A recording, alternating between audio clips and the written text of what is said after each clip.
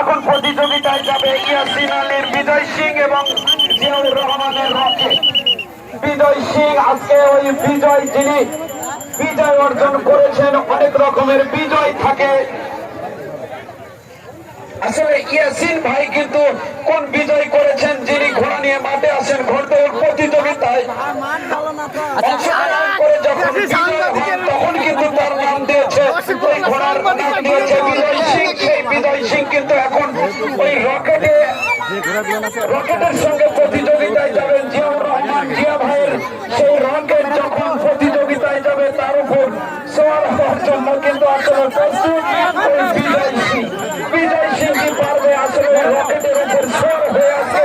প্রতিযোগিতায় কি হবে না হবে সেটা আমি পরে বলবো। আসলে রকেট যখন আকাশে উড়ে যায়, রকেটের পিছন দিকে আমরা যদি লক্ষ্য করি, আকাশে যদি রকেট যায়, পিছনে কিন্তু একটা সাদা আবরণ তৈরি হয়, রাস্তার মতো দেখা যায়, সাদা রাস্তা, যেটা রকেটের রকেটে কি সওয়ার হতে পারবে নাকি রকেট বিজয় সিংকে ফাঁকি দিয়ে সে সামনে উড়ান দিতে পারবে? ঘোড়ার শস্ত্রচা চলছে। ঘোড়ার মালিক ভাই, যে মালিককে দেখতে পাচ্ছেন, তিনি টাঙ্গাইল থেকে, উনি কিন্তু কালা, কথা বলতে পারে না। আপনি ইশারা ইঙ্গিতে তার সাথে যেটা বলবেন সেটাই সে বুঝতে পারে। কালা, সে নৃত্য করতে পারে, গানও বলতে পারে ইশারায়। আমি যেটা জানি, কালা কিন্তু তার ঘোড়াকে কি যেন শিখিয়ে দিলেন, প্রতিযোগিতার জন্য প্রস্তুত করে নিলেন।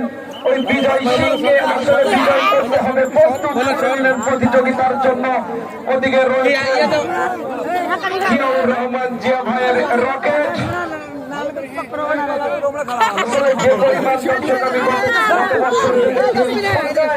এবার কিন্তু আজকে তেমন কোন দর্শকের ছাড়া আমি দেখতে পাচ্ছি না। হয়তো আগামীকাল কানাই কানাই পরিপূর্ণ হয়ে যাবে আজকের দ্বিতীয় দিন, অর্থাৎ আজকে কিন্তু পয়েন্ট তালিকার প্রথম খেলা চলছে। আগামীকাল থেকে শুরু হয়ে গতকাল যেটা উদ্বোধন হয়েছে, আজকে কিন্তু সেটা পয়েন্টে পরিণত হয়েছে। আগামীকাল কিন্তু এই পয়েন্টের খেলাই চলবে। 3 দিন প্রতিযোগিতার শেষে যিনি পয়েন্ট তালিকায় শীর্ষে থাকবেন, তেনারাই কিন্তু মূলত যে প্রথম, দ্বিতীয় এবং তৃতীয় স্থানে চূড়ান্ত প্রতিযোগিতা, সেই রকেট এবং বিজয় সিং প্রতিযোগিতায় ছুটে যাচ্ছে। রকেট কিন্তু শূন্য উড়াল দিয়েছে। আসলে তার লক্ষ্য উদ্দেশ্য কোথায় যাবে, কি হবে?